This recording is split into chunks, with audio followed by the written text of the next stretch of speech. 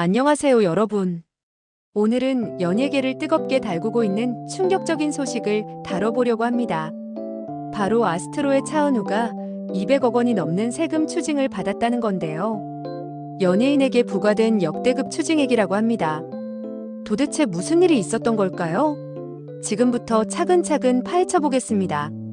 먼저 이 사건이 어떻게 시작됐는지부터 살펴볼게요. 차은우는 지난해 7월 군 입대 전에 국세청으로부터 세무조사를 받았습니다. 서울지방국세청 조사사국이라는 곳인데요. 여기는 주로 굵직한 탈세 의혹 사건을 다루는 부서입니다. 그런데 재미있는 건 애초에 조사 대상은 차은우가 아니었다는 겁니다.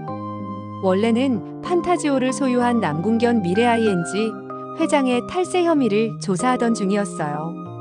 주가 조작을 통한 탈세를 기획조사하던 국세청이 인수합병 전문가로 알려진 남궁견 회장을 포착한 거죠.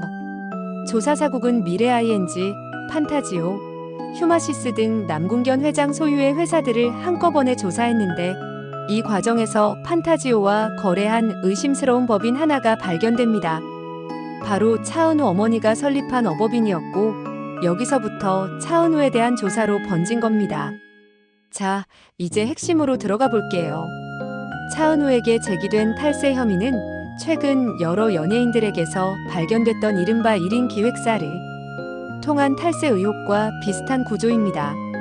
어떤 방식이냐면요.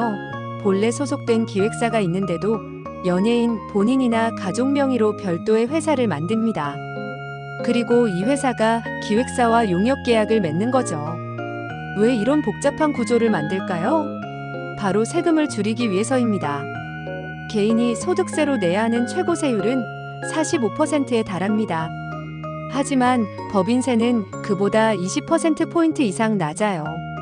그러니까 개인으로 돈을 받으면 절반 가까이를 세금으로 내야 하는데 회사를 거치면 훨씬 적게 낼 수 있다는 거죠. 차은우의 경우를 구체적으로 보면 판타지오와 차은우 사이에 어머니인 최 씨가 설립한 업법인이 끼어들었습니다. 판타지오와 어법인이 차은우의 연예활동 지원 용역 계약을 맺으면서 차은우가 벌어들인 소득을 판타지오, 업법인 차은우 이렇게 셋이서 나눠 가진 거예요. 그런데 국세청은 여기서 문제를 발견했습니다. 어법인이 실질적으로 아무런 용역도 제공하지 않은 페이퍼 컴퍼니, 즉 서류상으로만 존재하는 회사라고 판단한 겁니다. 세무업계 관계자에 따르면 몇 가지 의심스러운 정황이 있었다고 해요. 첫째, 어법인의 주소지가 강화도 어딘가에 있었는데 연예 관련 일을 하는 곳으로 보기엔 어울리지 않는 장소였다고 합니다. 사무실로 볼 수도 없었다는 거죠. 둘째, 어법인 명의로 외제차를 여러 대 구입해서 사용하고 각종 경비를 처리했지만 정작 판타지오와 차별화된 용역을 제공한 건 없었다는 겁니다.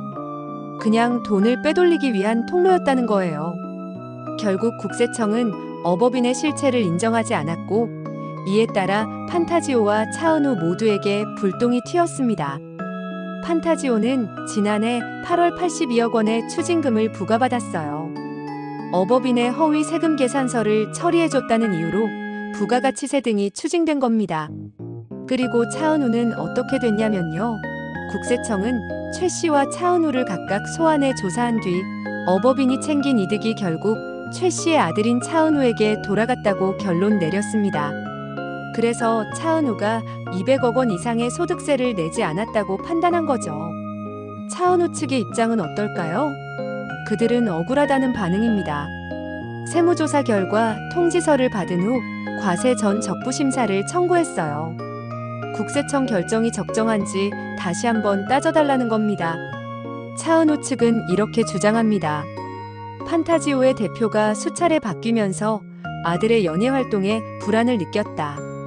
그래서 어머니가 직접 회사를 세워 매니지먼트 사업을 운영하게 된 것이다. 실체가 없는 페이퍼 컴퍼니가 아니라 대중문화예술기획업으로 정식 등록된 업체다.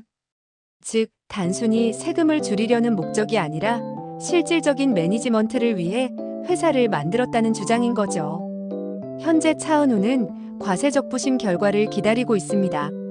만약 청구가 채택되면 세금을 내지 않아도 되지만 채택되지 않으면 고지처분에 따라 세금을 내야 해요. 불채택되더라도 국세청 심사 청구, 조세심판원 심판 청구, 감사원 심사 청구 등을 통해 계속 다툴 수 있습니다. 차은우 측은 과세적부심 청구를 취소하고 곧장 조세심판원으로 가는 방안도 검토 중이라고 하네요. 이번 사건이 시사하는 바는 무엇일까요? 첫째, 국세청이 연예인들의 1인 기획사 탈세에 대해 강력하게 대응하고 있다는 점입니다. 최근 몇 년간 여러 연예인들이 비슷한 방식으로 세금을 줄이려다 적발됐는데요. 이제는 더 이상 통하지 않는 수법이 됐다는 거죠. 둘째, 가족 명의의 회사를 만든다고 해서 무조건 문제가 되는 건 아니지만 실질적인 용역 제공 없이 단순히 소득을 분산시키는 목적이라면 페이퍼 컴퍼니로 간주될 수 있다는 점입니다. 셋째, 한 사람에 대한 조사가 연쇄적으로 다른 사람들에게까지 확대될 수 있다는 점이에요. 이번 케이스처럼 남궁견 회장 조사에서 시작해서 판타지오, 그리고 차은우까지 조사가 번진 것처럼 말이죠.